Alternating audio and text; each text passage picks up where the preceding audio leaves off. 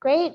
Welcome to everybody to orientation for the MPH program. We are really thrilled to have those of you who are able to make it here today. For many of us, I've been coming into the office a couple of times here and there throughout the month, the last 19 months, but actually there's some people, even staff and from some of my fellow faculty, that I have not seen for 19 months. And I have seen the dean, so I'm actually going to pause for a minute because Dean Giles and I were communicating yesterday, and he was asking when is orientation in which room. So we have multiple orientations going on throughout the school today, and he just wanted to stop by and say hi to you all. So perfect timing because we're just starting. So I'm actually going to let you say a few words, and then we'll continue. Great, awesome. Well, and actually, if you come here, then the folks online can see you in the Okay, yeah, perfect. How is everyone? Okay. Thumbs up, excited? Good, good. Well, welcome. We're so glad you're here. I will say one of my favorite things is seeing students in the building, and we haven't been able to do that for the last 18 or 19 months. So I'm really excited to have each and every one of you here.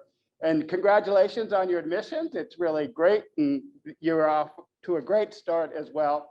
I will say we need you now more than ever in public health. So these, I think, are really exciting times for you all and exciting times for us as well. I do want to mention a couple of things that I think are really vitally important. Number one, I think we all want to stay safe. And so following the guidance is really, really important.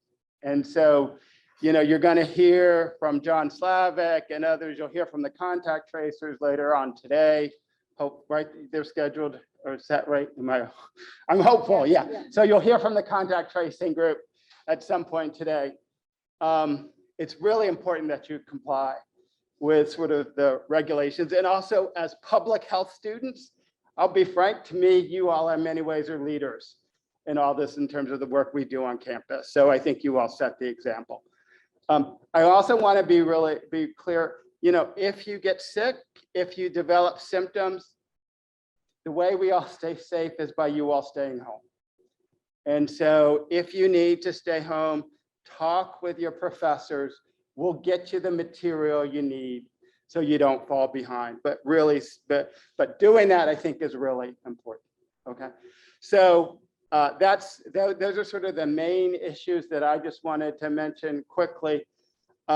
The other thing that I will just say is one of the things I love about the school is access to the faculty that you have. So lots of opportunities to do research, lots of opportunities to pick the faculty brains, et cetera, around sort of different topics or ideas that you might have, but really sort of a very exciting time for that.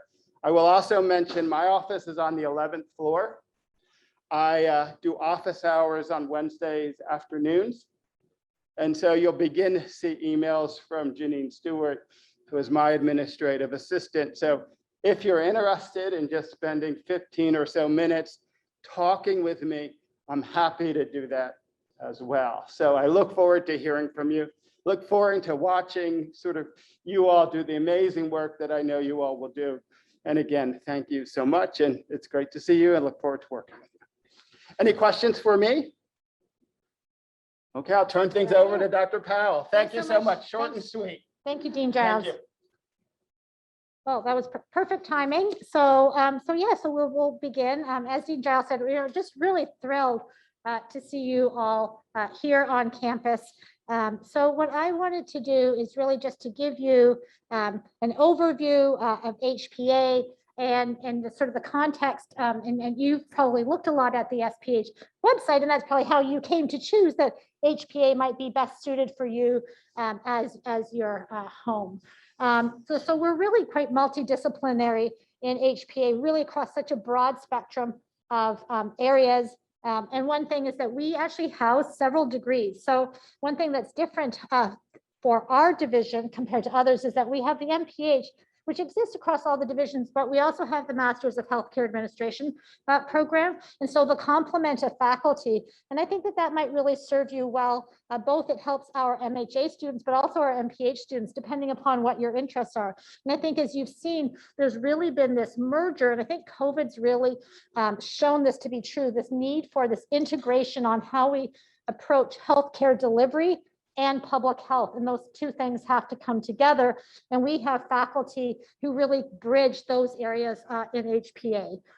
So, you know, you're in a city that has really needs actually you in terms of sort of jobs that are going to be out there. We've seen COVID hit Chicago the way it's hit many other cities across the country with a lot of disparities.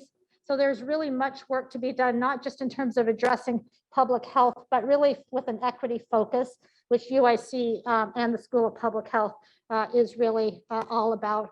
And all of you know that we, as Dean Giles said, there are research opportunities.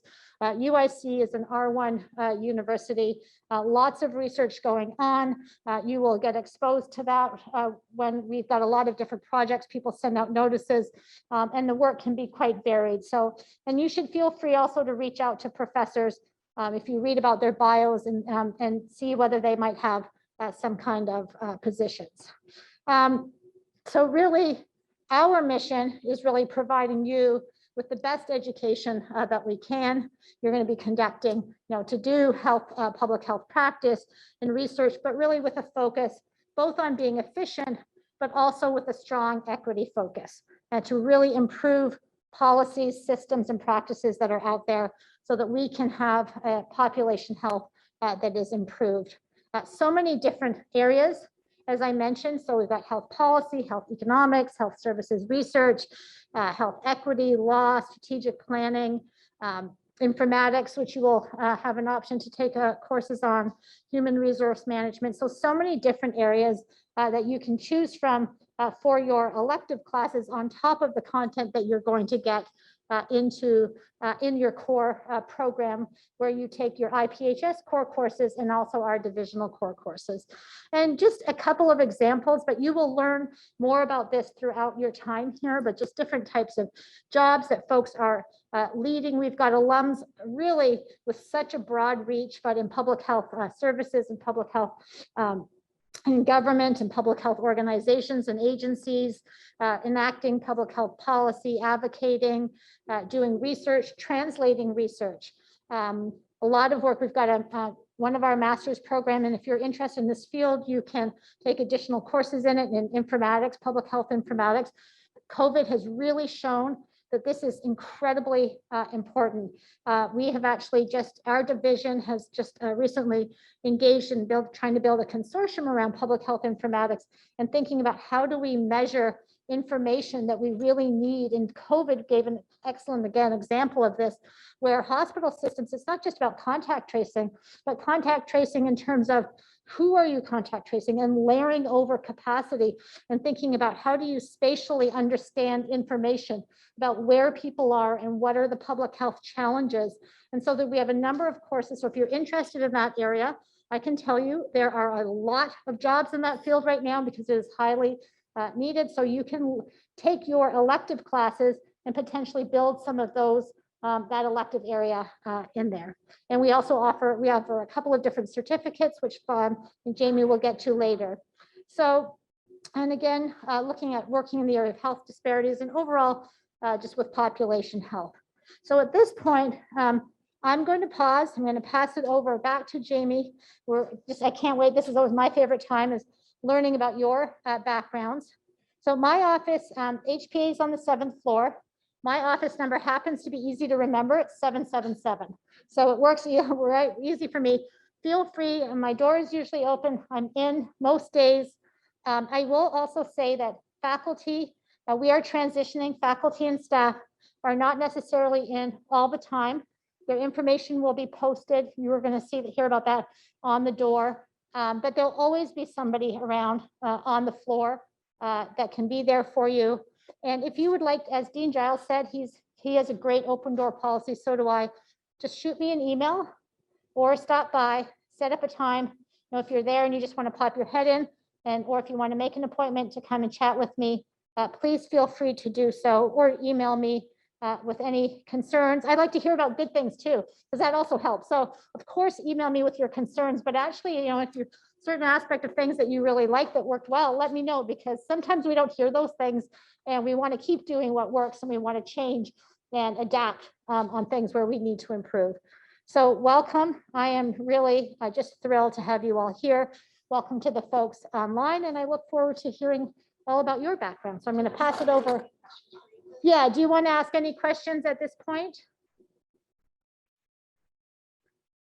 Don't be shy. It could be anything. First of all, it can be anything at all there, right? Anything. I'm going to cover all about the program in a minute. So yeah, maybe I'll have more questions after Jamie. So I am going to pass it over to Dr. Shweki. Great, thank you. All right, for those of you online, we're going to start with the in-person people first. Then we're going to, I don't know why, Rosalia, this thing is not going away up there. And then we will move over to the online people. So I'm going to go ahead and stop sharing the screen for a moment, just so everybody can see each other.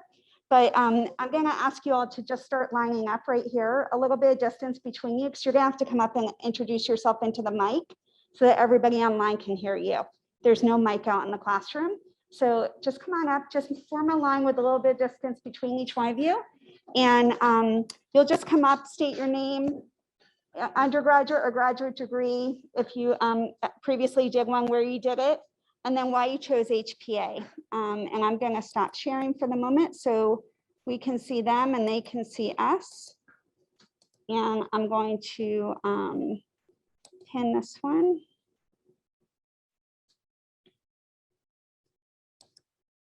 Okay, so first one up. Hello, everyone. My name is Syed Hussaini. I went to the University of California for undergraduate, and I did a certificate here, the Emergency Management, the EMRP. I just completed that, and what I'm excited about, I guess, for this particular program, I'm really interested in the strategic planning aspect of this that the program offers. Like I learned a lot about that in the certificate that I did. And excited to get into that a little bit more. Super, welcome. Cool. And you can go back to your seat. Thanks. Thank you. Next. This is funny. Okay, hi, I'm Caroline Water. I graduated from Augustana College in 2020, and I'm particularly interested in workers' health. And so that's what I did for the last year. I worked for an employee assistance program. And so I kind of want to expand on that more, maybe through the Center of Healthy Work here at UIC.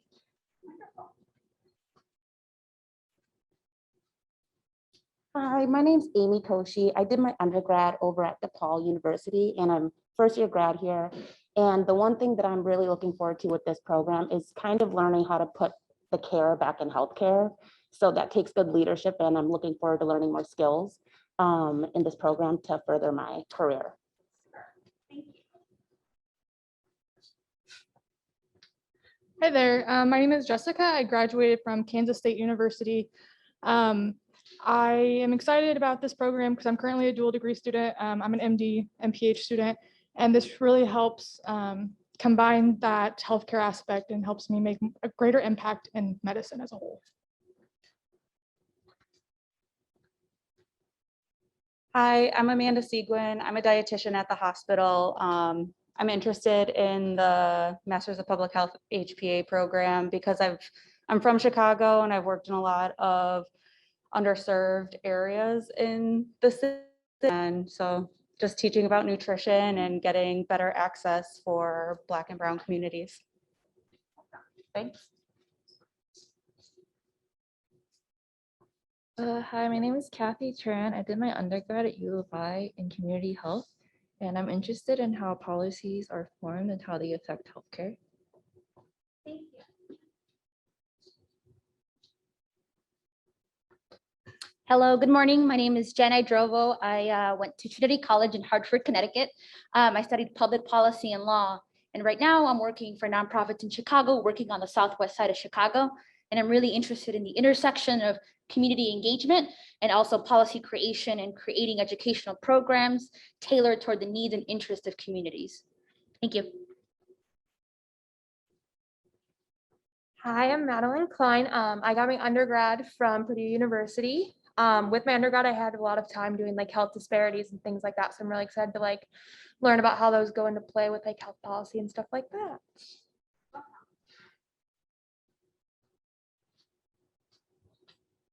Hi, I'm Rebecca Crail. I got my undergrad at St. Olaf College, which is a small school in Minnesota. And I'm most interested in health policy relating to um, uh, health inequities and sort of like how health policies can be created to be more equitable.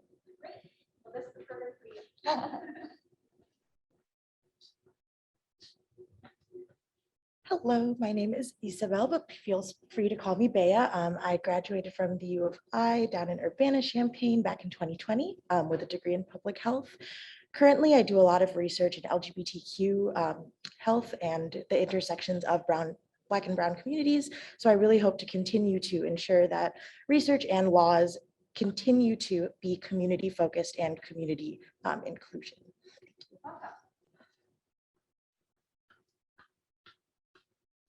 Hello, I'm Molly Muir, and my undergraduate degree was from St. Louis University in International Business and International Studies.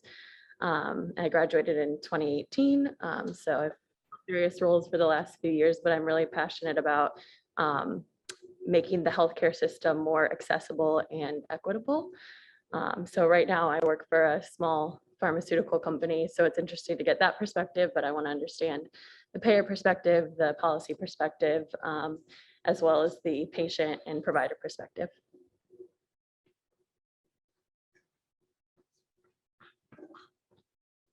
Hi, my name is Bailey Lanai. I went to the University of Alabama for my undergrad. I graduated this spring, and I'm particularly interested in Medicare and Medicaid policy, as well as mental health care policies and addressing disparities in that.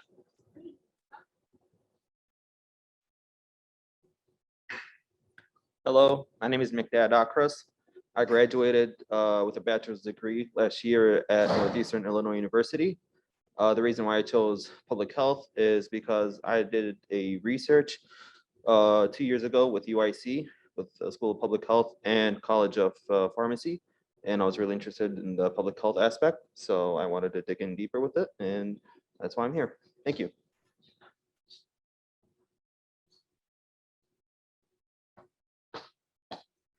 Hi, my name is Dora Corey. I graduated in 2019 from Bradley University. It's about 3 hours south of here in Peoria, with a degree in biochemistry and Spanish. I worked at a biotech startup for the last couple of years until about a couple weeks ago before I moved up. And I'm really interested in the policy and regulation aspect of healthcare, because when COVID hit at work, we kind of started working on our own diagnostic test for COVID, and my boss had me look into a lot of FDA regulation stuff, and I got a huge interest in that. So I'm kind of more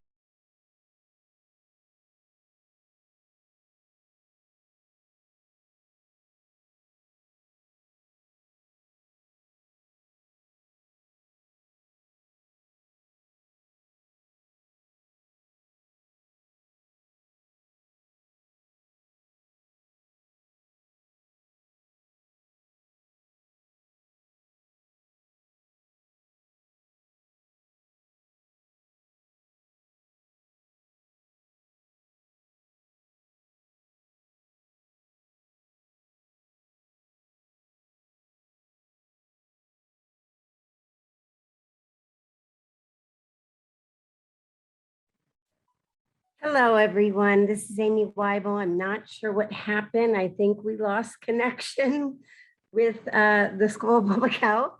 I will try to see how we can get back on again. If you could just be patient, I'm not sure what happened.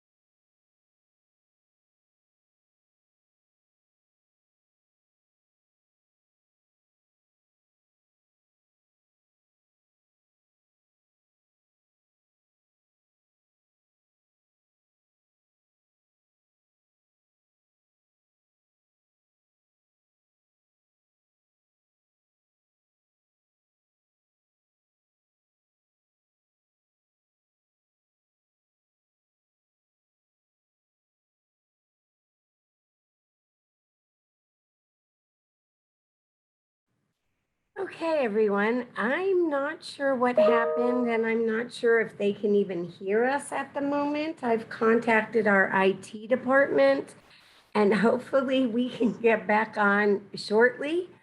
If you can please be patient, I've never experienced something like this before, so please bear with us.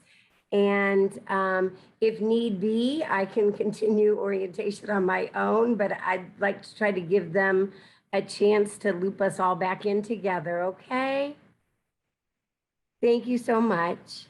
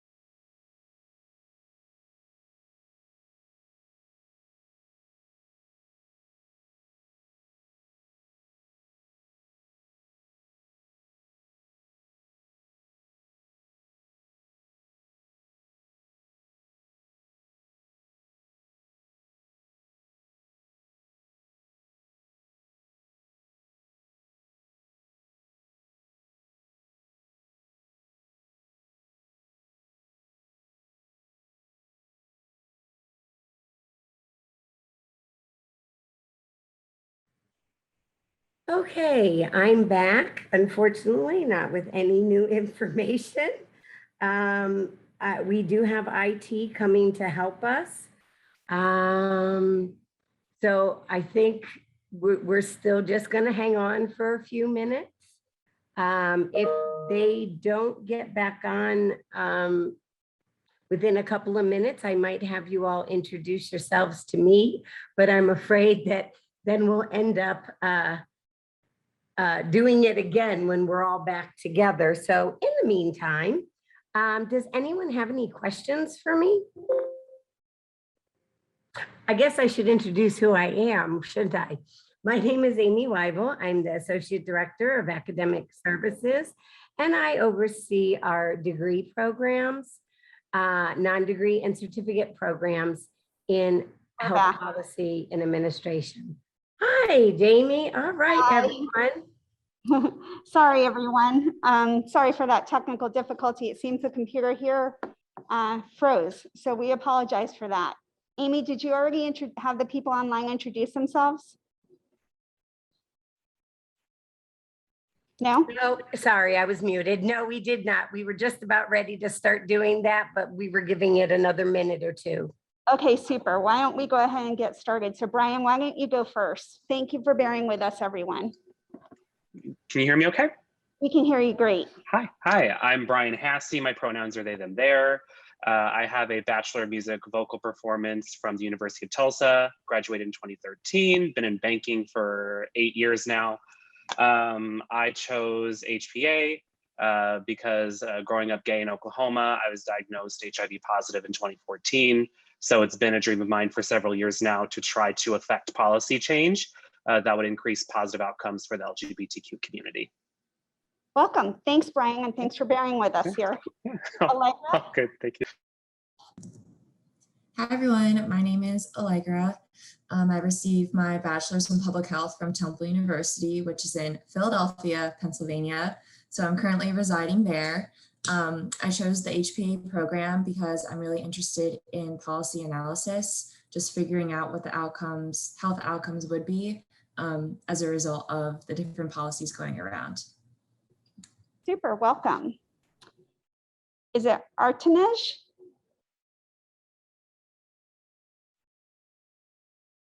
Artanej Williams? Okay, we'll skip. Amy, if you can ping that person. Claire, are you here? Yep. Welcome. Hi, my name's Claire. I graduated from Case Western in Cleveland with a degree in origin science. And I wanted to do HPA because I have an interest in emergency management, and I thought this degree could really help with that. Super, welcome. You'll be interested in our certificate programs in a minute. Jackie. Is that Jackie Silva? Yep. Yeah, okay. Hi, everyone. My name is Jackie Silva. I graduated from DePaul University in Greencastle, Indiana in 2019 with a degree in global health and a minor in biology. I'm an HPA because as a daughter of immigrants, I'm really interested in immigrant and refugee health and how I can affect policy change in order to ensure the health of these populations. So additionally, Nice to meet you all. Welcome, Allegra. Or Jackie, sorry. Jameen. Hi, good morning, everyone. My name is Jameen Blessoff, and I graduated from University of Connecticut many, many years ago with an individualized degree in community health back then. I'm in the healthcare field. I'm in the midst of a career pivot. I just completed the Health Disparities Research Certificate, which is what kind of propelled me, motivated me into the HPA program. And I'm really looking forward to learning more about community engagement, how community engagement programs can help inform health analysis and policy development. Coming out of direct patient care, I'm really interested in still using that lens in a broader way of looking at systems. So. Wonderful. Welcome. Thank you for joining me. Hi, it's Artanej. I'm sorry. Did you call my name? I did. Welcome. Please go ahead. Yes, I'm sorry. My name's I'm also outside, so sorry about the background noise. But my name's Artanej Williams. I graduated from Indiana University with a degree in healthcare administration just this past spring. I am interested in the health policy and administration concentration because I want to know more about healthcare law from the legal side. Super. Welcome, Artanej. Thank you. Thank you. Jane? Hi, good morning. I'm Jane Tangen, and I received a doctorate from audiology from Northwestern University in audiology back in 2011. I've been a clinical audiologist for the VA for the past 10 years. And I'm really interested in health, public policy, health policy as a wife of a disabled veteran, really looking into improving access and quality of care. So those are some of my interests. Super, welcome. Thank you very much. Kari Cooper? I apologize. It's Kiari. Hi, my name is Kiari. I graduated from Northern Illinois University with a bachelor's degree in public health and a minor in psychology. I chose the health policy program because I felt like in order to change or make new policies, you have to get to the root of the problem. So I feel like that will get to the root and I'll learn more about policies and stuff in public health. Welcome, Kiari. Thank you. Marita? Hi, I'm Marita Smith. I graduated in 2019 from Luther College, which is a small school in Decorah, Iowa. And I'm excited about HPA because I'm really interested in improving equitable access to healthcare and learning about affecting change through policy advocacy. Super, thank you. Peter? Yeah, hi everyone, I'm Peter. I graduated from U of I in 2016 for my undergrad. I'm really excited about the HPA program, focusing on how agreements between payers and providers can encourage investments in public health. Welcome. Thanks, Peter. I want to be outside where you are. Nora. So my name is Nora Bedomar. I graduated from UIC in 2020 with integrated health science major. I'm excited for the HPA program because I want to expand my knowledge on policies and use it to address health disparities in POC and minority communities. Welcome, Nora. Thank you. And last but certainly not least, Rosa.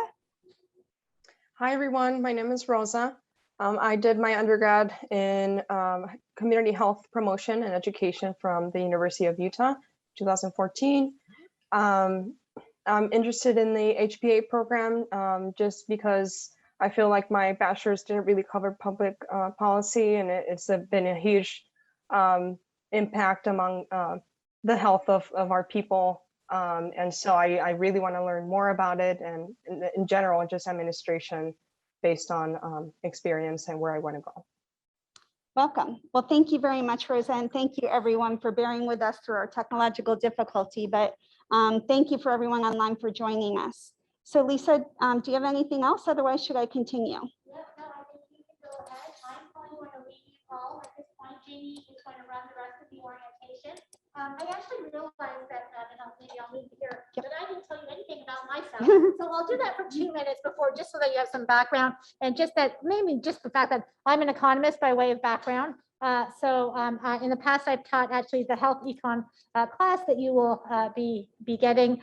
Here, some of you are in the online program, some of you are in person. So that's another thing, is that not all the divisions have an online program. So HPA and community health sciences are too. So all of our core courses are both online and in person. So that's my background, and I really study how economic policies, and one of the examples is the sugary sweetened beverage taxes. And you may, if you've been in Cook County for a while, you might recall a couple of years ago we had the tax and then it got repealed. So I've been studying how that impacts purchases. And so obviously we know that, let's call it a missed opportunity. Jamie and I worked on that evaluation together, and while that tax was in place, sales fell, people consumed less. When the tax went away, people consume more. So we know economic incentives work, and we do that for example, in tobacco policy, we see taxes or in alcohol. So as an economist, I'm interested in how policy can change behavior. Some of our other economists work on the supply side, looking at how hospitals and paying and supply side economics works in the hospital system. So in that sort of puzzle where I showed you all the different pieces of the expertise, that's the area that I fit into. So if you have an interest in how economic policies, and I have a new project on food policy that I'm working on. So if you have an interest in that, of course, apart from any administrative or departmental issues, feel free to drop by my office to chat about those kinds of things as well. So again, welcome to all of you. To those of you online, just thrilling to hear about your backgrounds. And one thing I just wanted to also stress is that you learn a lot from your professors, but as you can see, the experiences that you have all bring to the classroom and where you have maybe done work in your current jobs or past jobs, you're going to learn a lot from each other as well. So I'm really excited hearing about all of your backgrounds and what you will have to share with each other, whether it's through the online program or in person. So again, welcome, and I'm going to pass it back to Jamie. Thank you, everybody. Thanks, Lisa.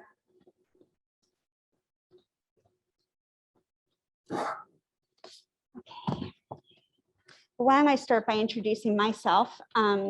As I mentioned, I am a director of the MPH program, and I'm a professor in the Division of Health Policy Administration. I also co-direct the Health Policy Center in the Institute for Health Research and Policy at UIC. So I wear lots of hats in the school. My background is in public policy. I'm a policy wonk through and through. My undergrad's in political science, my master's in health policy, and my PhD is in public policy. I spent 17 years in Washington, DC before I came here in 2007. So I worked on Capitol Hill. I worked for the federal government as a policy analyst. So I live and breathe policy. All my research studies the implementation impact of public health policies and laws on communities, individuals, and organizational level outcomes. A lot of my work focuses on chronic disease issues, particularly related to obesity, nutrition, physical activity. Previously, I've done a ton of work in tobacco control and cancer control, as well as illicit drug use. And then I also do work sort of broader on Medicare and Medicaid, although that's not my primary area of emphasis. Carlo Govea co-directs, he directs the online MPH program. So those of you who are on our online only program, you'll be having communications with Carlo. He unfortunately couldn't be here today, but Carlo has an MBA. He has a long history working in Chicago Department of Public Health and in strategic planning and management. So some of you who are interested specifically in strategic planning and management issues, you'll get to know Carlo quite well. And we have a number of other faculty with that expertise as well. So without further ado, and I apologize to those of you online, I'm so used to walking in my classroom so I can be closer to everybody in the room. I completely forgot that the microphone is just at the podium. So I'm gonna stay put now, and I apologize if I cut out at all. So I'm gonna briefly walk through about the MPH and HPA. Feel free to put any questions in the chat, and once I finish speaking, I will be happy to take those. And then I'm going to turn it over to Amy, who will go through a lot of the administrative issues as well. I knew this would happen with the mask. Excuse me 1 second.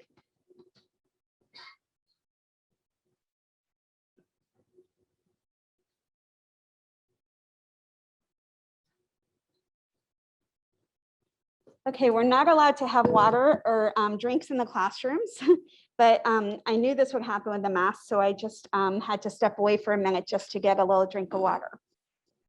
So I'm going to cover 6 things. For those of you, and we have 3 different programs for the MPH and HPA, which I'll go over in a minute. So if you're talking with your classmates and you're not sure, like, why are they having a different curriculum or a different number of credits than me, it's because the program they're in. We'll talk about the curriculum. For those of you, how many of you participated in preview day that we did back in March? Raise your hand if you participated in preview day where I did an overview of the program. So a couple of you participated. Anybody online? Brian, I think you may have participated in that. You look familiar. So those of you who participated in preview day, you will, I apologize, some of this is going to be a repeat from that. I'll go through the concentrations and certificates that Lisa mentioned, and then we'll talk about 3 other core elements of your entire MPH curriculum, and we'll go from there. But before I do that, it looks like we have just been joined by the illustrious Carlo Govea. So Carlo, do you want to go ahead and introduce yourself to everybody? Take yourself off mute. Good morning, everybody. Illustrious, well, thank you so much for that. And my apologies, I'm on the East Coast and I'm thinking the meeting is at 11:30 Eastern Standard Time, but anyway, thank goodness Lisa just sent me a text. They're like, where are you? Okay, but anyway, my name is Carlo Govea. I am a lecturer here in HPA. And I'm also the director of the online program. And I've been here with the school for 7, 8 years now. Wow, where did the time go?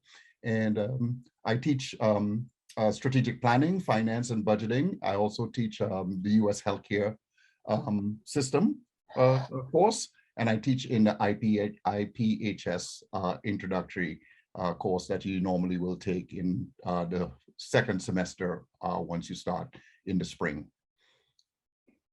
Super, thanks very much, Carlo. I'm going to go ahead now and go back to our presentation. So without further ado, so as I mentioned, we have 3 different programs.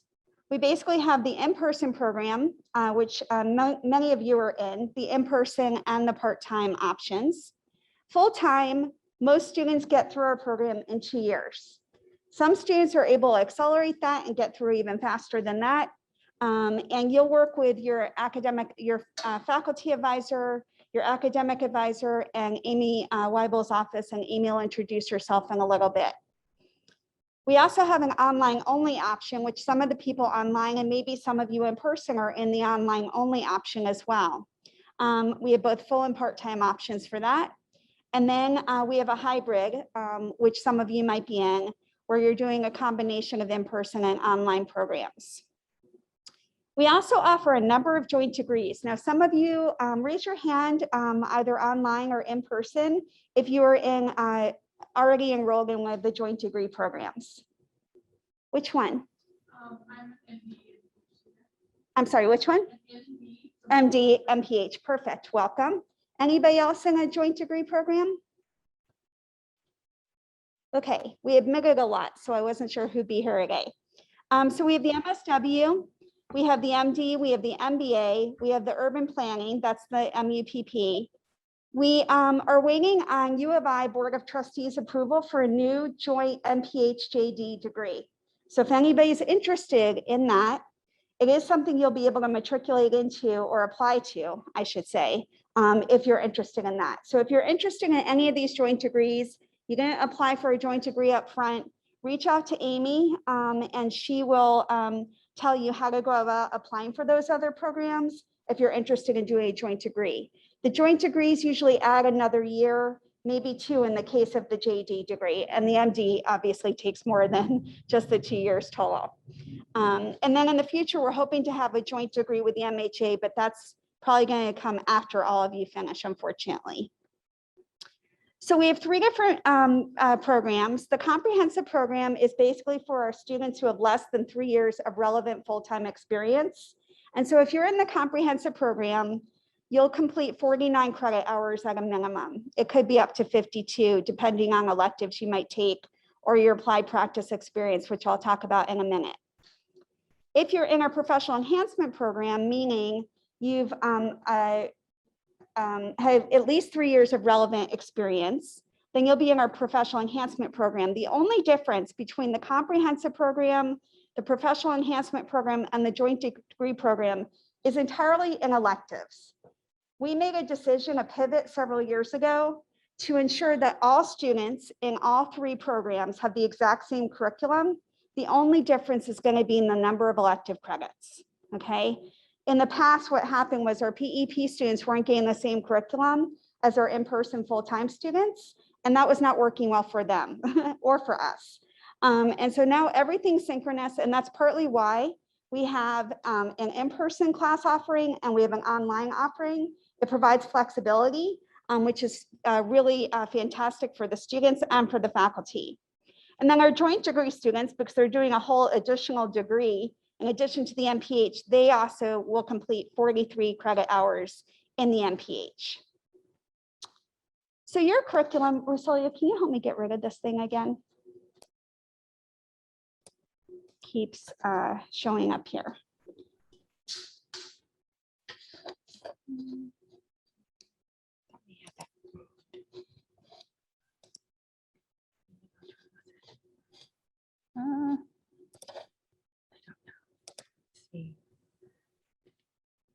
Oh, well, it's okay. Yeah, I'm sorry. It's okay.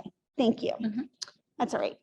So depending on your program, everybody will have 18 to 20 hours in the SPH-wide integrated core. That's a School of Public Health integrated core. Every single student in the School of Public Health will complete those same 18 to 20 hours. The first 3 classes, the determinants of population health, the analytic and research methods, and the public health systems policy and management courses, those are the IPHS 401, 402, and 403 classes. If you're online, the IPHS 402 is split into 2 classes, IPHS 404 and 405. I'll talk about the integrated core in a minute, so hold on any questions about that. In addition, everybody in the MPH program, regardless of what school you're at, will complete an applied practice experience. That's where the number of credit hours, 49 to 52, might vary, because some students opt to do more than the minimum 3 credit hours for their applied practice experience, and sometimes we'll do 5 credit hours. It just depends, and you'll discuss that with your faculty advisor and with the applied practice experience advisor. You'll also, at the end of your program, work on a culminating project It's an integrated learning experience. It's only 1 credit, but realistically, it's a lot more than 1 credit of work. We only charge you 1 credit because most students will complete the ILE in the last semester of their program, where they have less than a full-time load left available to them. And we don't want you being charged for extra credits because you're paying at that point on a per credit basis. And so we only require 1 credit actually for the ILE, but it's realistically a lot more than 1 credit worth of work. And we'll talk more about that next year. And then everybody will participate in interprofessional education. It's 0 credit hours. If you're in person or if you're online and you live in the Chicago area, or if you're out of state and you want to come to Chicago for an afternoon, in April, there'll be an opportunity for an in-person interprofessional education day. It combines students from all of the UIC health sciences schools, as well as the School of Social Work and probably the law school at this point as well. And it's a really fantastic afternoon where you're given a case, and each discipline, each student from each discipline brings a different perspective to that case. And you have the opportunity to do interdisciplinary work on solving a health problem or some other problem. If you're an online student or you're an in-person and you cannot make the in-person interprofessional education day in April, there will be online options available to you, okay? And more information will be forthcoming about that later this semester. Ideally, we'd like you to participate in the IPE and get it done in your first year, just so it's out of the way and you don't forget about it. You cannot graduate without having done the IPE, even though it's 0 credits. It's a curriculum requirement for all schools of public health, not just SPH. You'll all complete 22 credit hours in health policy administration, unless you have courses from another graduate program that you're applying to transfer in. But assuming you're not, I've listed the 8 classes here. Intro to Public Health Policy, those of you who are full-time should be enrolled in that for this first semester. It's HPA 415 with Professor Porter, and she's really excited to meet all of you. US Healthcare System, Professor Gavea teaches that. That's HPA 420. Public Health Law and Ethics, Professor Porter teaches that as well. She's an attorney, by the way, and she has an affiliate appointment with the law school as well. Introduction to Health Economics, as Professor Powell mentioned, we have several economists in the division. They'll teach the health econ class. Public Health Policy and Practice, we're hoping to rename. It's really our public health advocacy course. And that is taught by somebody who worked at the American Medical Association for decades and also is very involved in the American Public Health Association. He takes students, HPA and SPH wide, to Springfield every year in the spring for lobbying day.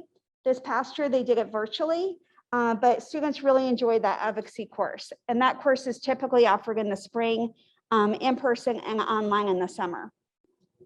Strategic Planning and Budgeting, Professor Gavea teaches that course as well. And then Health Policy Analysis is a 500 level course that I teach, and that you will take in your second year if you're full-time. If you're part-time, it'll be like in your second or third year, depending on how far along you are in the program. But you can't take my class without taking several of these other courses. The other courses are a prereq for the HPA 567. And then Research Design for Public Health Practitioners is truly a 1 credit class. And that you will typically take, if you're full-time, you'll typically take that in the fall of your second year, and it's an online only course. It's asynchronous. We added that course in because what we were finding was when students got to their integrative learning experience in HPA, they didn't really have a lot of experience with doing any sort of research projects unless they had been working as a research assistant on something. And so we added in that course so that you get familiarity with doing things like surveys or focus groups or key informant interviews or document analysis. And so it's literally like a survey course that scans different approaches for doing public health research on a very superficial high level. But for those of you who want to do some of that for your integrative learning experience, at least it gives you some foundational knowledge. And then, as I said, if you're in the PEP program or the joint program, you'll take 3 credit hours electives. And if you're in the comprehensive program, you'll take 9 credit hours of electives. That's the difference between the two. Now, some of you, when you're introducing yourselves, mentioned interest in lots of things that relate to our concentrations and our certificates in HPA. So school-wide, there is the concentration in global health. If you think you're interested in global health, it's very important to identify that basically your first semester, because there's a sequencing of a series of classes you need to take, and there are certain ones that have to be taken before others. And so if you're interested in global health, it's important to discuss that this semester with your faculty advisor, so you can take that first class ideally in person in the spring. Amy, I do not believe that global health is yet available to our online only students. Is that correct? That is correct. We also have concentrations in gender and women's studies in the school, survey research methods, and violence. I'm less familiar with those programs, but there is information on the SPH website about those concentrations. Those are also geared towards full-time in-person students. We have 4 certificates in the division. And several of you mentioned things that might be of interest to you. So there was a woman, I think back there, who mentioned an interest in emergency management. We just started an emergency management and resilience planning certificate. That is an online certificate. Is it asynchronous, Roselia? It's online asynchronous. The health disparities research certificate is also online asynchronous.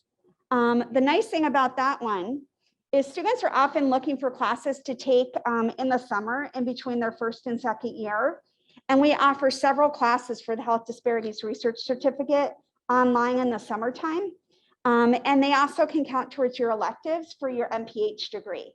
So it kills 2 birds with 1 stone, and it works out really nicely. And it's asynchronous, so it gives you some flexibility if you're doing your applied practice experience or work or otherwise.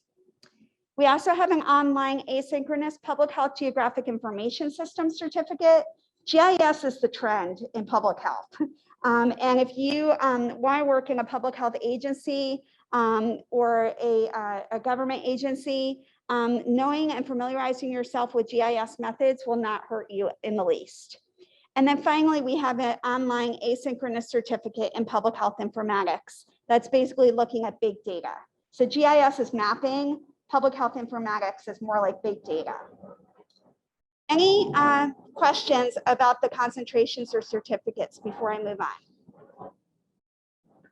And I'm monitoring everybody online in my other screen. So if you have a question, feel free to either raise your hand or unmute yourself. Any questions from anybody in the room about, yes.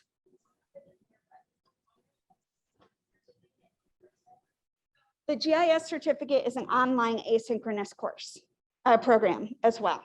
All 4 of our certificates are online asynchronous. Although, Amy, I believe there might be an opportunity for the GIS for students to have an in-person lab. Is that correct?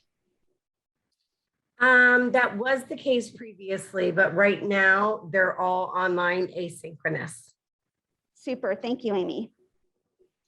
If you're doing the GIS certificate or you're doing the global health concentration, for your HPA integrative learning experience, you'll then need to combine the requirements for the HPA ILE with the global health concentration requirements for the ILE or the GIS certificate requirements. So if you're in either one of those extra programs, you'll work with your faculty advisor and the head of those programs to ensure that you're meeting the ILE requirements for both the degree as well as the concentration or certificate.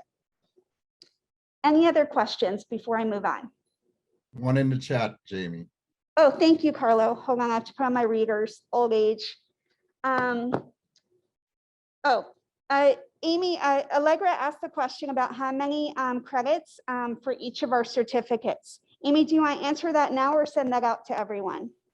I'll send that out to everybody so everyone has information on our certificates. Super, thank you. Thanks for the question, Allegra. And thank you, Carlo, for the prompt. It's a team here. Okay, so why are you here today? Obviously, you are here to learn. You chose graduate school. You don't have to do graduate school, right? And in many cases, you don't have to do undergrad. but this was actually a choice, an active choice that you made, an active decision. And for those of you who get to my class second year, you will learn that every decision is an active decision, whether you decide to do nothing or you decide to do something. That is an active decision that you are making, okay?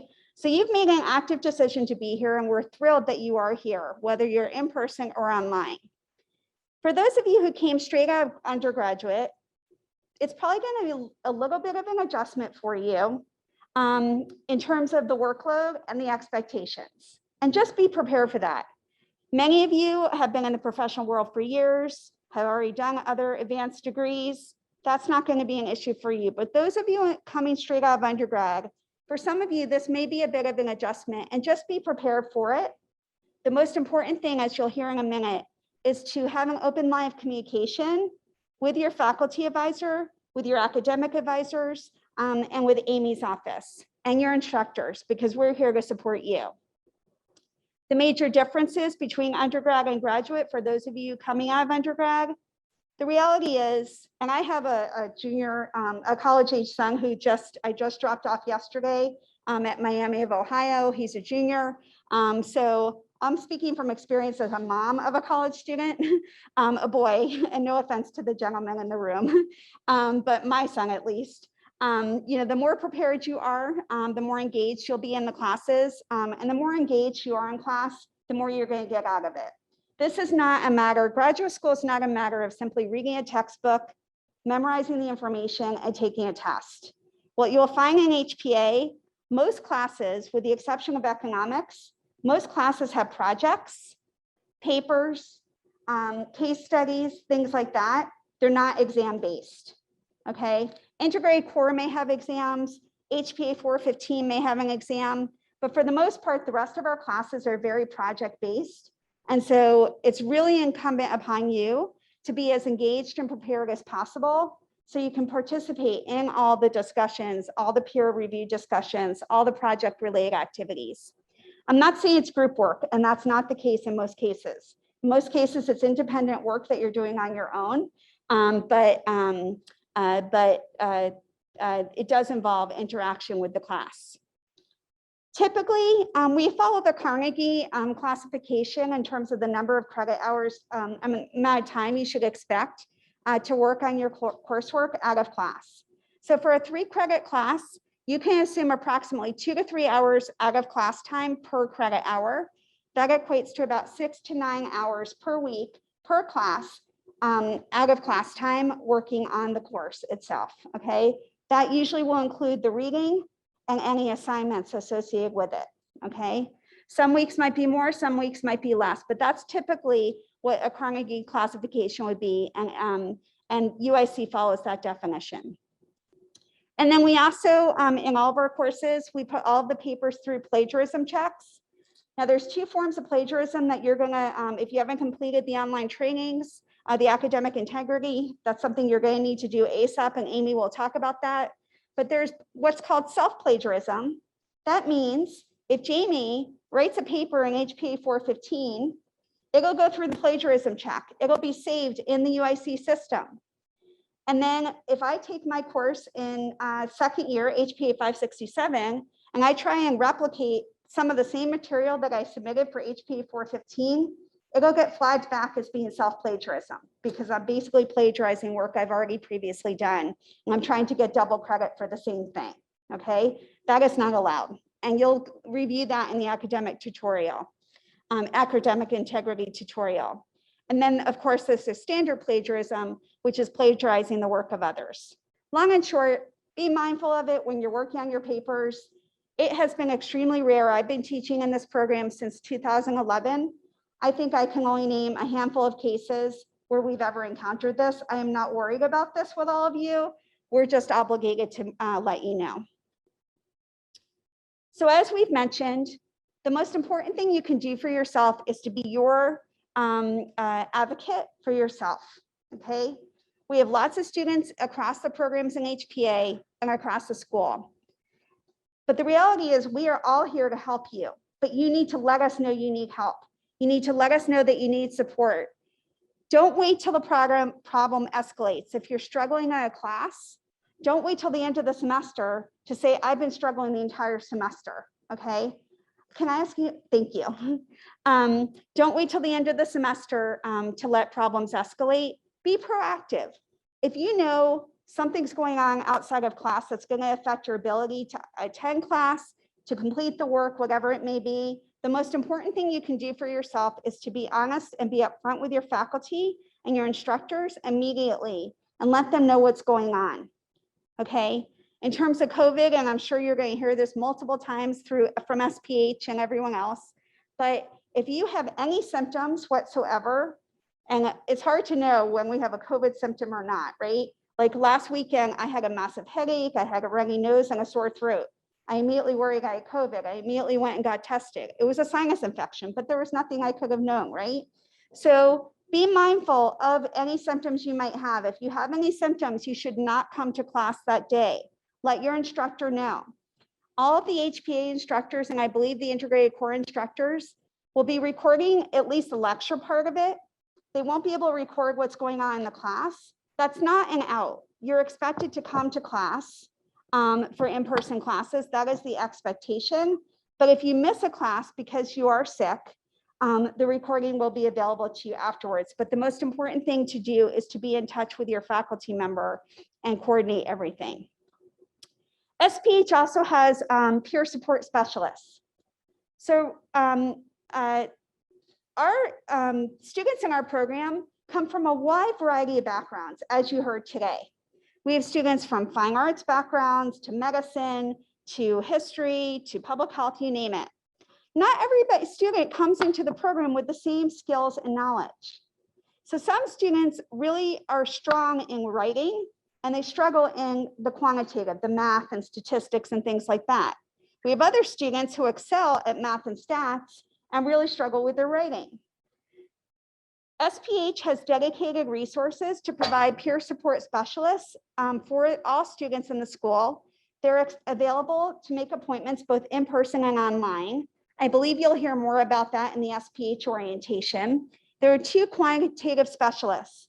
For those of you taking IPHS 402 or IPHS 404 this semester, if you struggle at all with math, the best thing you can do for yourself is schedule regular appointments and attend the sessions that the peer support specialists are offering or the TAs are offering for those classes.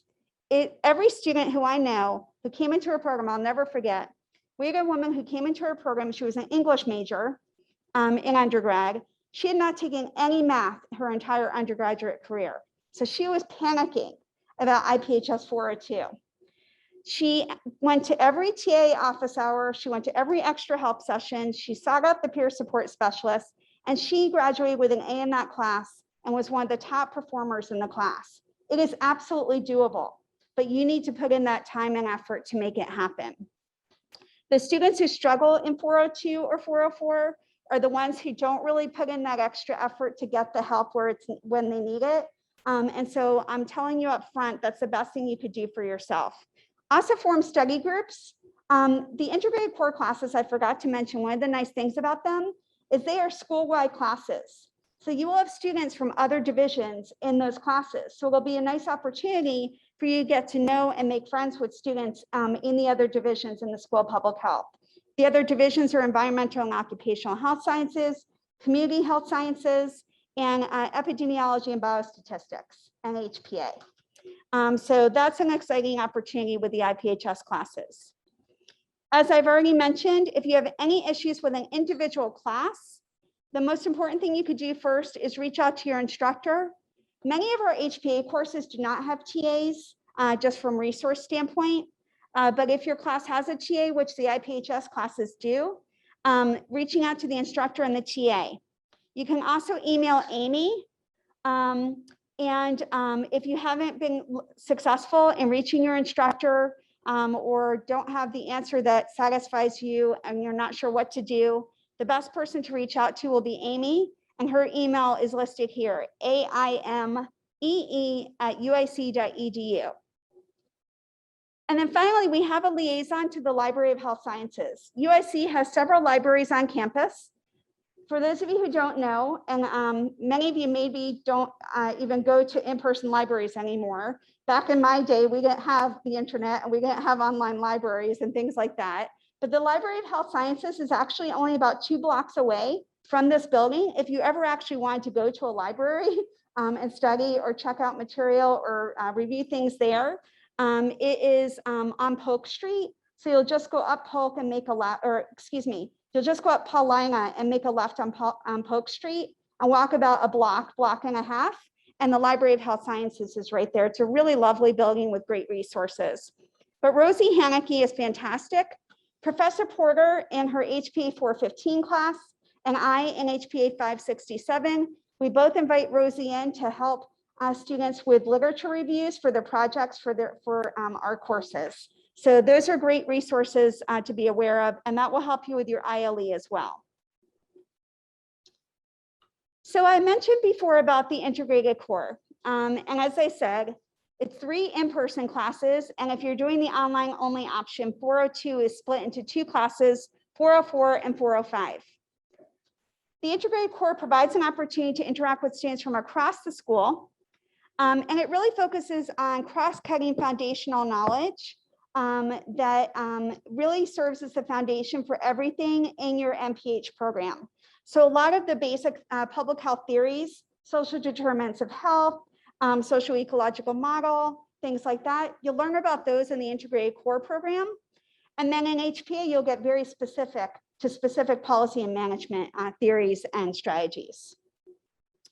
The integrated core will really set the stage, not just for HPA, but also for your applied practice experience and your ILE.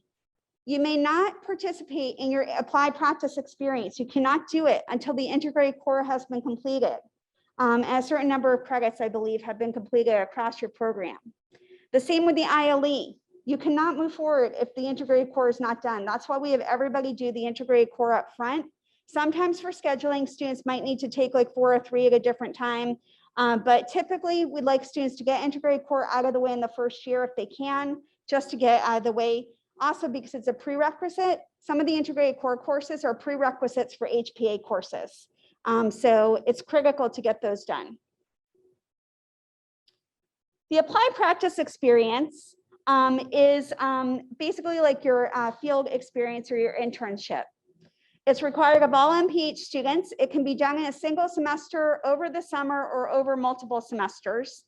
Typically, our full-time in-person students will start the APE in the summer in between their first and second year, and then they will continue it or finish it in the fall of their second year. It just varies. For 3 credits, you have to complete a minimum of 192 hours of applied practice experience internship work. For 5 credits, which is the max you're allowed to take for the APE, you would have to complete 320 hours of work. And that would be documented by your applied practice experience supervisor. In the SPH orientation, they'll tell you more about the APE, and Amy will send these slides out. There's information about the links on the SPH website to learn more about the applied practice experience. One thing I want to tell you, as I said, most full-time students will do the APE in between summer of first and second year or early in second year. You should start thinking about your applied practice experience in your first year. If you go to the SPH Applied Practice Experience website, it tells you all about it, and it lists all the different organizations that UIC already has relationships with. Those are not the only ones you can do an APE with.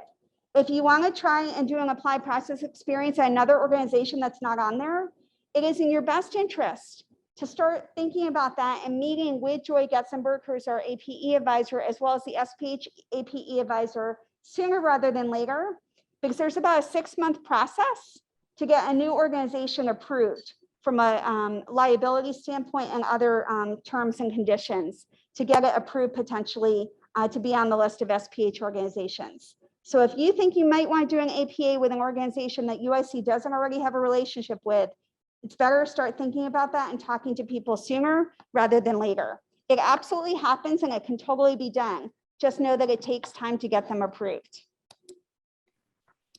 The integrative learning experience, as I mentioned, is your culminating project.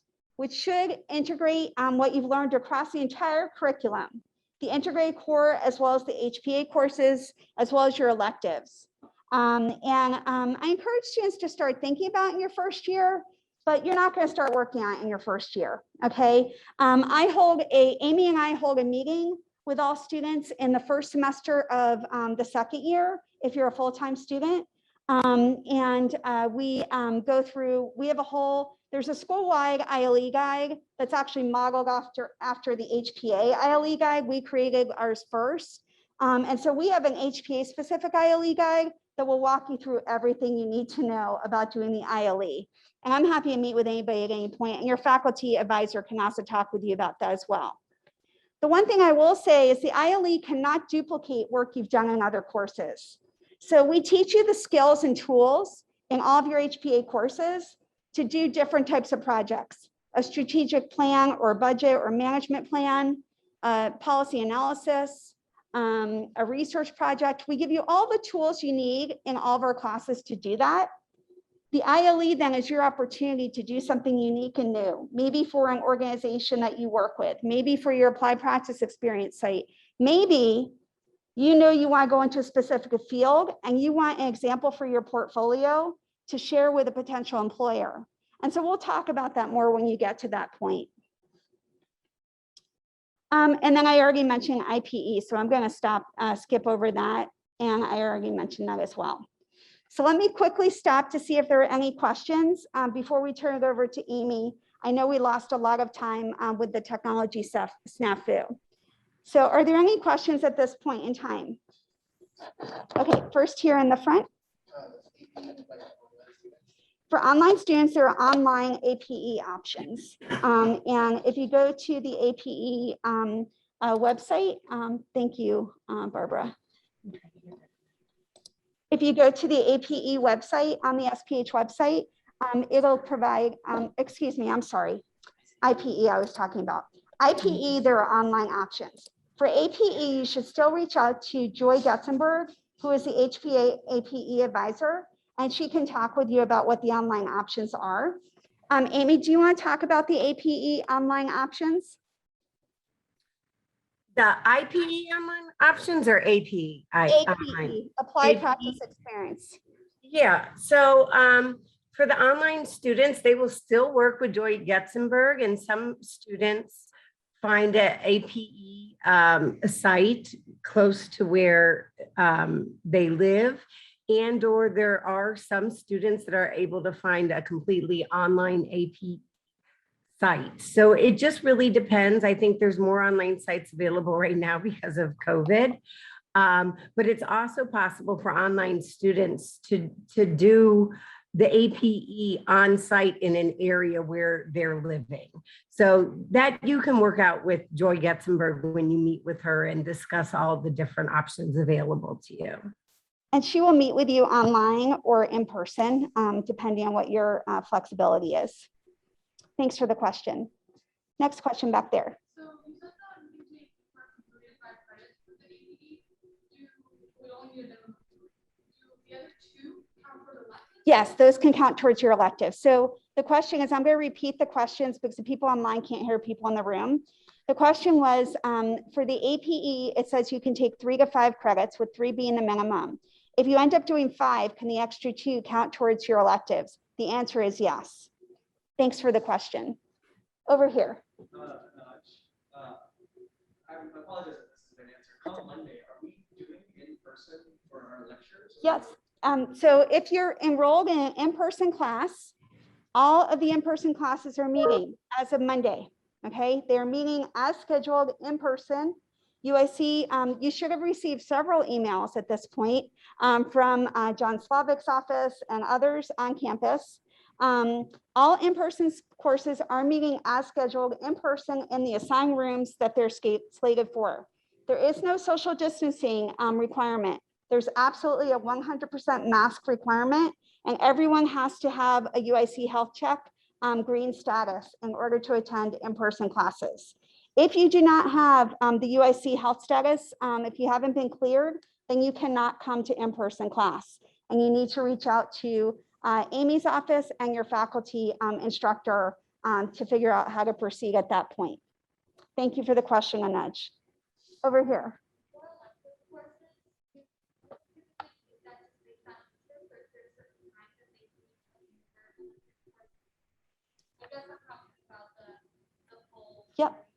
Yep.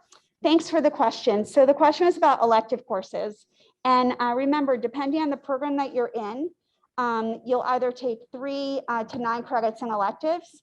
If you're in the full-time in-person program, you typically would take your electives starting in the 2nd year, although you might start it in the summer in between 1st and 2nd year. You can take both in-person and online courses. You'll discuss, that's where your faculty advisor really comes in.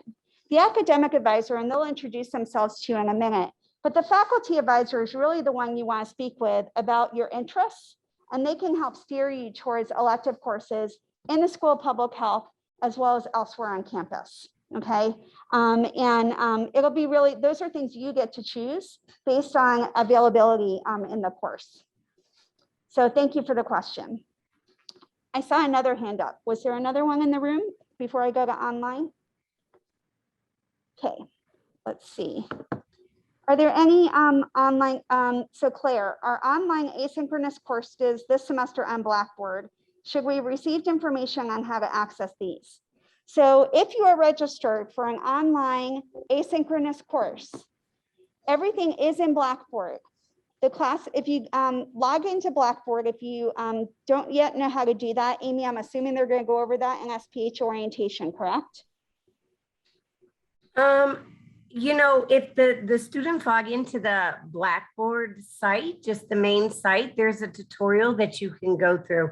I'm not sure how much detail the SPH orientation goes into that, but if you go to Google and just type in UIC Blackboard, it'll bring you right to the Blackboard site, and there's tutorials you can take.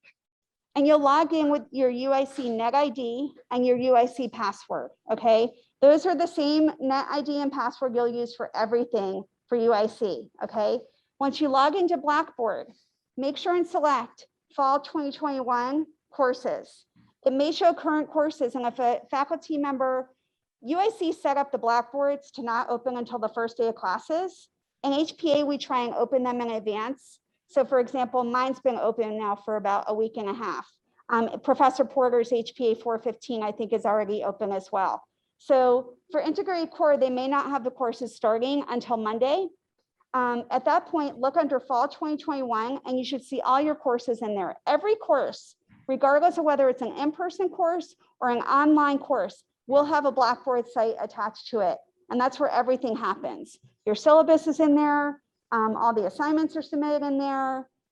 Questions are submitted through there. Pretty much everything. I grade through Blackboard, everything, okay? Thank you for the question, Claire. If you're having trouble with accessing Blackboard for any of your classes, Amy, should they reach out to your office? Yes, that's fine. Thank you. Any other questions from anybody online? Jamie, I just wanted to clarify, I'm getting some private messages that, and you've mentioned SPH orientation. All of that, the SPH orientation is available on the SPH website. It's all been pre-recorded. Thank you, Amy. Any other questions? If not, I'm going to turn it over to Amy and her team. Okay, Amy. Good morning, everyone. Thank you for joining us. My name is Amy Weibel, and I'm the Associate Director of Academic Services, and I oversee all of our academic degree, non-degree, and certificate programs in health policy and administration. Unfortunately, I don't always get the chance to deal with all of you directly, but I'm always available if you need me, and I really enjoy meeting you when I do. Be assured, though, that I am behind the scenes, making sure all of our programs are running smoothly. And again, I just wanted to welcome you. And now Joyce Elam and Rosalia Villamontes will introduce themselves. There you go. Okay, Joyce. Go ahead. Okay. Where am I looking? Oh, okay. Hi, I'm Joyce Elam. I'm the academic advisor for the comprehensive in-class students. So you probably more than likely already spoke to me. So nice to see your faces.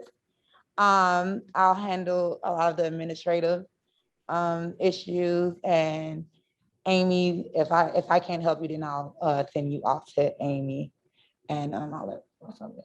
Sure. Hi, everyone. Welcome. I'm Roselia. I'm the online academic advisor. This does include the certificate programs that Dr. Shriki mentioned a while ago. I know I've spoken to some of you that are here present and many of you that are online. Hi. I just want to extend a warm welcome to you all and let you know that I'm very excited to have you start your fall semester this Monday. And please feel free to reach out with any questions. I'm always happy to help.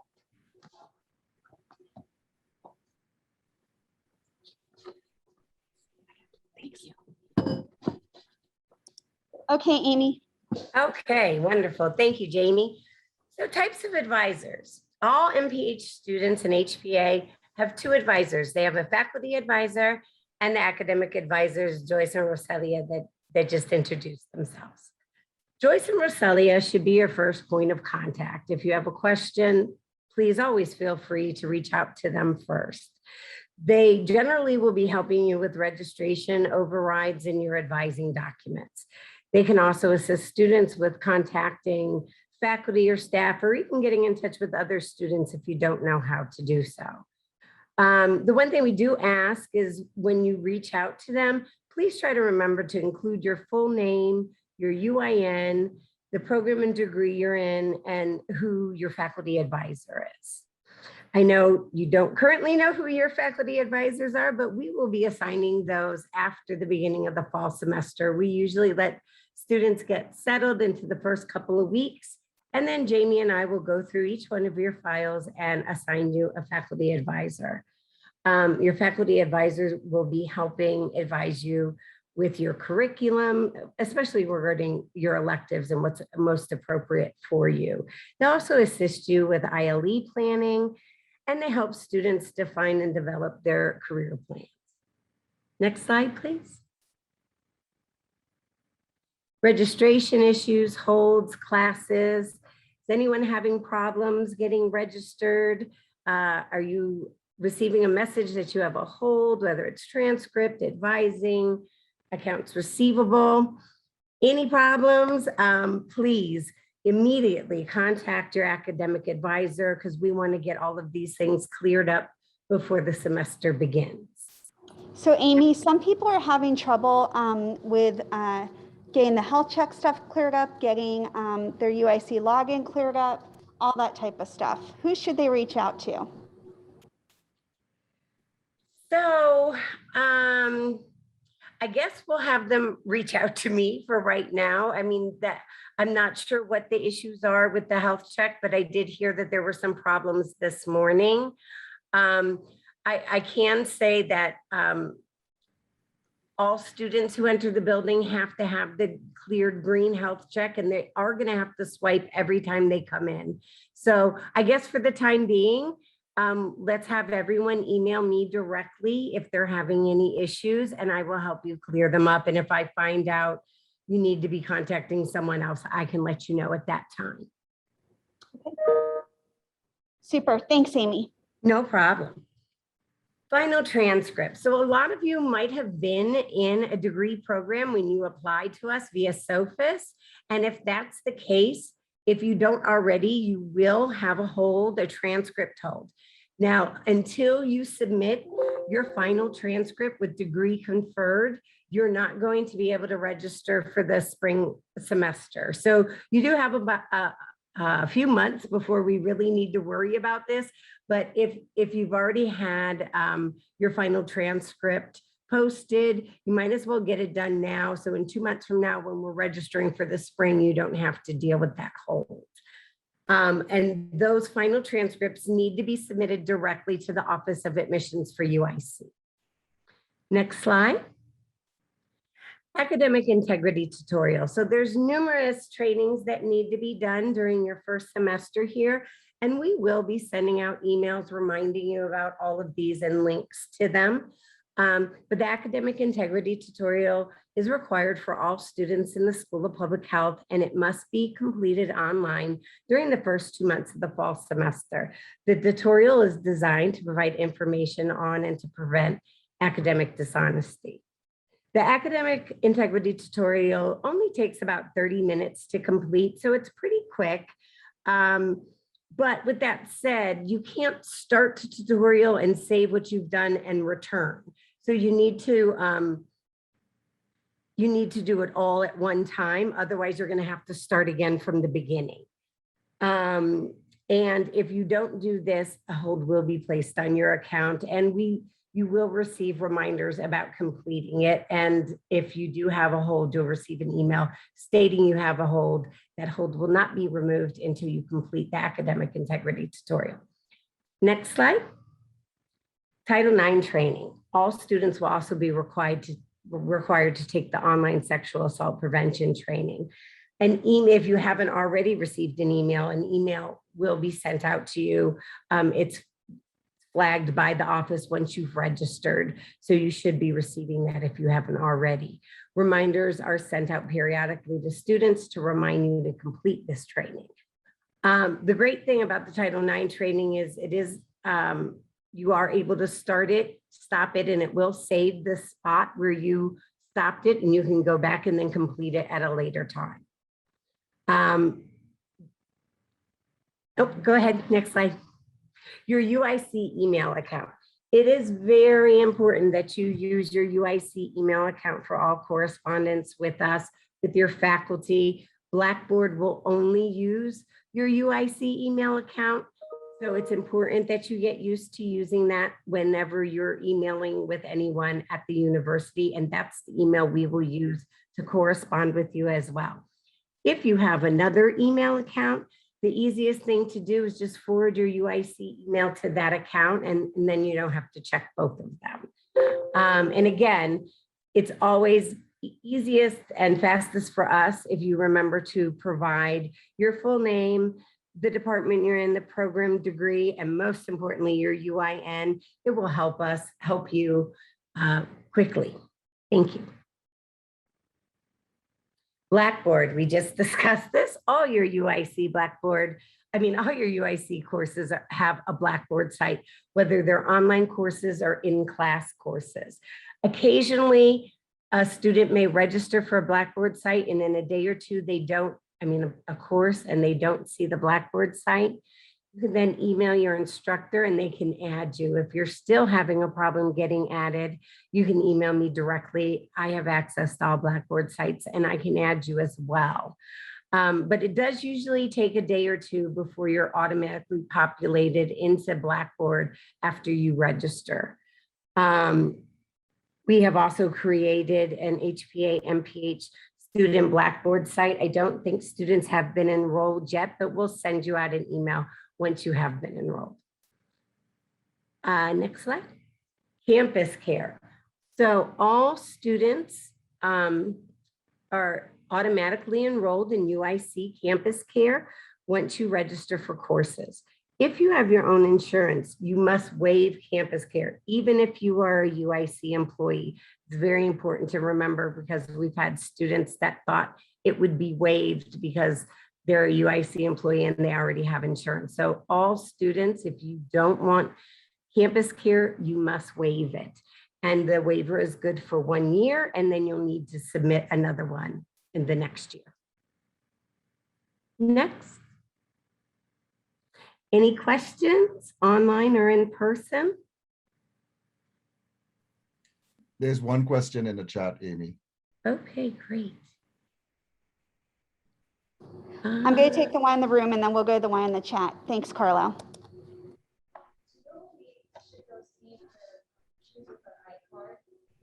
Oh, Amy, who should they go see if they're having issues? Their iCards are not working to scan in to get into the building. Send me an email and I will help you resolve that issue. Thank you. Other questions in the room? Okay, online. Carla, what was the question? Because I'm not seeing it. We've already addressed the online asynchronous one. Okay. Thank you. Any other questions? Amy, one tutorial you didn't go over was the IRB training. Yeah, so we sent out information about that in the welcome packet, and we'll follow up with an email about all the trainings that are required. There's a few things that we're still waiting to hear back on the school. And so by next week, we'll send out an email with a listing of all the trainings again, just so everyone has that. Thank you. And if you are interested in applying for a research assistant position, it's going to be incumbent upon you to make sure you get your IRB training done. Any RA position typically would require IRB training in order to be an RA. So it's in your best interest to get that IRB training done quickly. So as you're applying for RA positions, you'll already have that done. Okay. Any other questions? This is your opportunity. I know we've thrown a lot at you and I really apologize. I also apologize that we're all sitting in here with masks. The IRB training is the same as city training. So if you got an email about completing CITI training, that's the IRB training. Okay. So make sure and complete that. Question. For the Title IX training, if you've done it before, is that for a certain amount of time? Did you do it at UIC? Yeah. So Amy, if somebody completed the Title IX training previously at UIC, do they have to do it again? That's a great question. Why don't you email me that directly and I will find out. I know there are a lot of questions about the trainings, and some people have done them elsewhere or even done them here at UIC. And that was one of the questions we're waiting for a response from the dean's office on who's going to triage those questions. But I will find out about the Title IX training. And Brian's asking if the city training is the HSR course. Do you know which one it is they're taking in city, Amy? There's 3 different components that they need to do, and the HSR is one of them. There are 2 other components you need to do as well. The other one is data and privacy security, or probably call it exactly, but it's data and security. The other one is HIPAA training. So the other 2 are HIPAA training and data and security privacy training. Those are the 3 along with HSR that you need to do in city.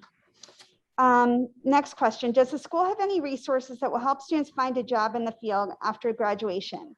So UIC has a fantastic, or SPH has a fantastic Office of Career Services.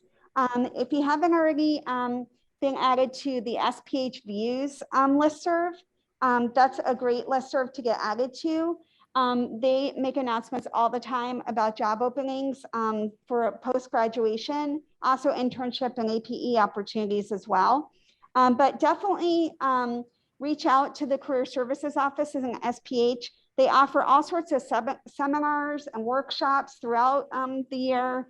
They have connections with lots of great organizations, both in the Chicago area and Illinois and elsewhere. And so that would be a great place for you to start. In addition, your faculty, depending on what your interests are, can probably help make connections for you as well. So for example, one of my students who graduated this past spring, she actually was an RA for me as well. She just applied for and received a prestigious fellowship at CDC. And so she's down there at CDC now working in a public health fellowship. And I've had other students go to Washington, D.C., and we have lots of students who stay in the Chicagoland or Illinois. It just really varies. But there's no one size fits all to public health, right? There's no one size fits all to career advising either. And so I would start with the Career Services Office and your faculty advisors. Feel free to meet with me, Dr. Powell, Amy, and others, and we will be happy to help provide suggestions and guidance to you. Thank you for the question. Jamie, I just put Laura Roman's information in the chat. She's the Assistant Director of Career Services here at the School of Public Health. I put her email as well. Great, I'm gonna pull that up on the screen here so everyone can see it. It's roman12@uic.edu. And if you just type in UIC SPH, School of Public Health, Career Services, it'll pop up for you on the website as well. Other questions that people have? Barbara? Yeah, I may have missed it, but I'm not sure if everyone knows about the listservs through SPH. Did you already discuss all of that? We haven't discussed the listservs. Thanks, Barbara. So Amy, how do people get added to different listservs? So most of our listservs that are important, students are automatically enrolled in. There is an HVA student listserv that you're automatically added to once you meet with your academic advisor. The School of Public Health also has student listservs that are mandatory, and they enroll the students automatically as well. So anytime there's pertinent information that we need to get out to students, you're automatically on those listservs and you will receive them. The school does have other listservs that are optional. And one of them you mentioned, Jamie, is SPH Views. And that has additional information, but it is not mandatory. Students can go onto our website and just type in on the SPH website listservs, and it'll pop up. But I can also put some information in the chat about how they can be added to SPH Views. And later on in the semester, students will also be sent an email about those listservs and how to enroll in them. Thanks, Amy. Just remember, everybody in the room doesn't have access to the chat. So all the things you're putting in the chat, it would be great to send out to everyone after the fact.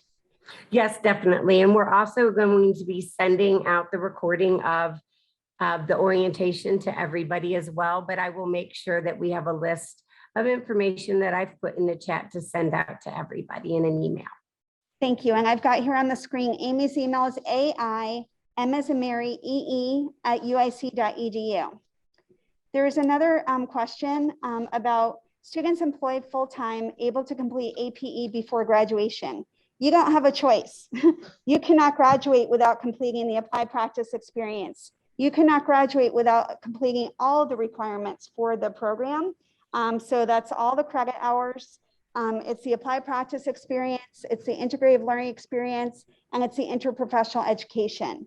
So the most important thing for you to do if you're a part-time student is to coordinate with Amy's office, with your academic advisor, with your faculty advisor to map out a trajectory that's going to work for you based on your employment and based on your scheduling and flexibility.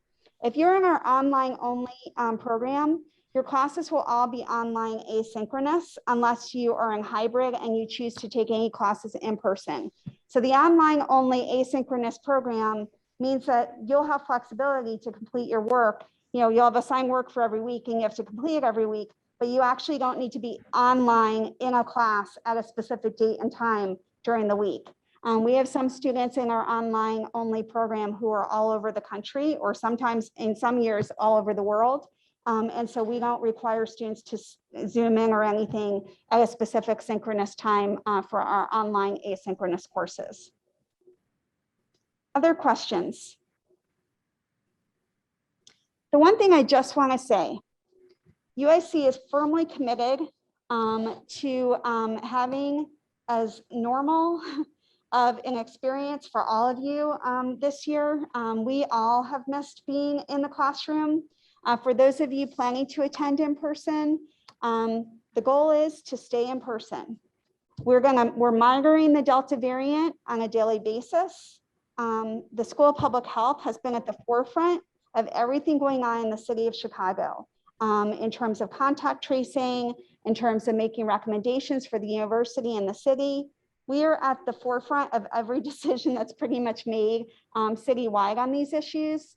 And so, you know, as soon as UIC has information to distribute to you all, you will hear about it. The goal right now is for a fully in-person experience if you're an in-person student, with the caveat that if things progress rapidly in the wrong direction, meaning Delta cases continue to grow up rapidly and it's no longer safe for everybody to be in person, we'll then have to potentially pivot, and we'll know more about that if that happened. We don't have any details if that were to happen of how that would work. We have the experience from last year of having to suddenly pivot to online. If in-person classes pivoted suddenly to online, they would pivot to online synchronous classes. They would be live. You would participate live online as if you were in the classroom. okay? But if you're an online asynchronous only student, those classes will continue online asynchronous. I'm only talking about the in-person classes. If there is some change in the status with COVID and we suddenly had to pivot away from in-person classes, they would pivot to online synchronous classes and your instructors will provide more guidance at that time.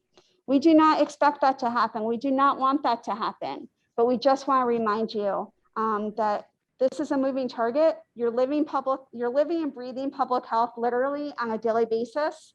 And so you're probably joining the public health field at one of the most opportune times in history. And so I commend all of you for wanting to come into the field. We need more people. One of my colleagues who's high up at the Georgia State Department of Health sent out a post this morning on Facebook, for all of us teaching the next generation of public health practitioners, thanking us and thanking all of you for what you're about to embark on and the service that you ultimately will provide. So with that, if there aren't any other questions, I think we can adjourn for the day. Amy, what do you think? I think so. All right, I will hang around and Rosalie and Joyce can hang around for a few minutes as well, if anybody has any specific questions. Otherwise, I want to thank everybody who's online for joining us today. I know it wasn't the ideal circumstance. I apologize, you can't see my full face. It's very uncomfortable, I have to say, to stand here for 2 hours and speak with a mask on. So I'm gonna have to find a better breathable mask because this was not it. But it's a living experience for all of us. Thank you. I look forward to having all of you in my class next year, but I also feel free to email me at any time. I didn't provide my email address. It's JC as in Charlie, H as in Harry, R, I, Q as in Queen, UI at uic.edu. Feel free to email me at any time. I'm happy to meet with you virtually or in person when I'm on campus. And if I can ever be of any help to any of you, even if I'm not your faculty advisor, that's what I'm here for. And occasionally I'll be recruiting for research assistants, so be on the lookout for that as well. Okay, thanks everyone. Thanks for coming. Stay safe and healthy and have a fantastic first semester at SPH. Thank you. Thanks everyone.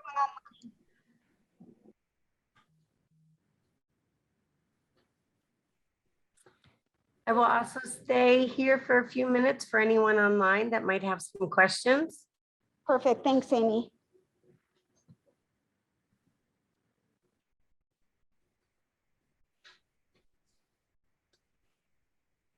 So for those of you who are here, if you've never been to the west side of the UIC campus, if you want to go grab lunch or anything like that, if you come out of the front of the building and make a right and go down Taylor Street, that's Little Italy. There's some, some takeout restaurants. There's Mediterranean. There's sandwich shops. There's a great Mexican place. If you come out of the building and go up Paulina and make a left and keep walking down to Damon, they just built a new strip area over there that has a Starbucks, a Chipotle, a Panda Express, maybe a Jimmy John's, and a few other things. There's also a Subway shop close by here, and there's a Dunkin' Donuts at the Polk Pink Line station as well. So just a couple of tips. There's also a Subway 2 blocks over on Roosevelt Road and Wood Street. And there's a Jewel. There's a Jewel-Osco right over 2 blocks at Roosevelt and Wood. So hopefully that little tip is helpful at some point. So thanks. Jimmy. Carlo. Jane has a question online. Do online students need to de-enroll from the campus care? Amy, I'll let you answer that. Yeah, so if you are coded as an online student, you actually are not automatically enrolled in campus care. I'm so sorry about that. We used to separate our orientations for only in-class and online, and I forgot about the online students. So I'm very sorry for that misinformation. Online students are not enrolled in campus care, so you don't have to worry about it. Thank you for the question, Jane. Very important. Yes, awesome question. Any other questions from anyone? You can feel free to leave if you don't have any questions. You don't need to stick around. I'm just here. Amy's here. Feel free if you have questions.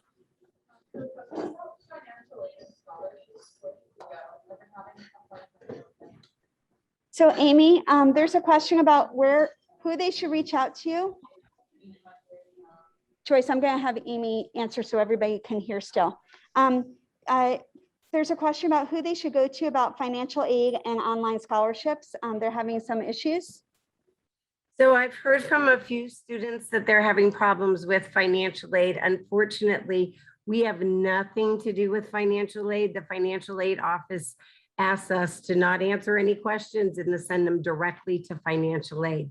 Now, if it's a question about any scholarships that are HPA scholarships, I can answer those questions. But anything that's outside of HPA, we don't have information about. I only can answer questions about Board of Trustees waivers and HPA director scholarships. Any other questions? Bye, thank you. Nice to meet you, Nudge. Anybody else? All right, thanks everyone.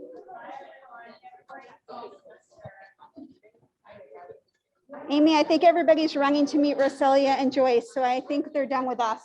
Okay, I'm gonna stop the recording. Sounds good. Thanks for joining.